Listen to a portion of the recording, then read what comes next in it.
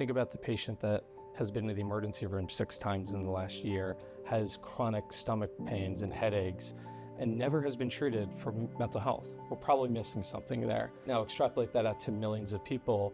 That's how people fall through the gaps in care.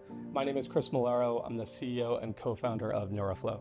Mental health is different than physical health because there's no real objective measurement. There's no blood test to show, do you have depression or anxiety?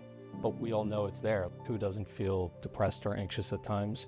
And the tragedy of that is that we know that mental health actually impacts your physical health. NeuroFlow's whole mission is to bridge that gap, is to make mental health treated alongside with the same urgency and objectivity as physical health. So the way that we do that is incorporating data analytics and software tools into the workflows of healthcare systems and health insurance companies. We identify underlying mental health conditions to make sure people get the right care at the right time, treating the whole patient, not just the physical health, but the mental health too. I founded the company because of my experience as a veteran. I was an Army veteran, had the privilege of serving in the artillery for 6 or so years. Greatest honor of my life.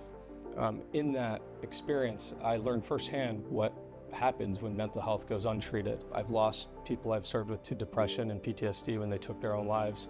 And so a big reason for my why is to help the veteran community. But NeuroFlow is much broader than just veterans. NeuroFlow is incredibly honored and excited to be part of the Evident program. Working with ARPA-H has been refreshing.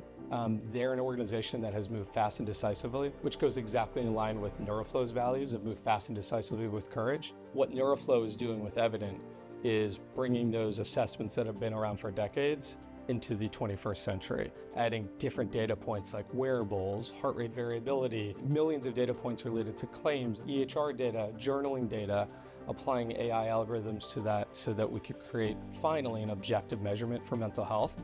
Ultimately then as a patient, I'll have better outcomes. As a therapist, as a society, we'll get people better faster.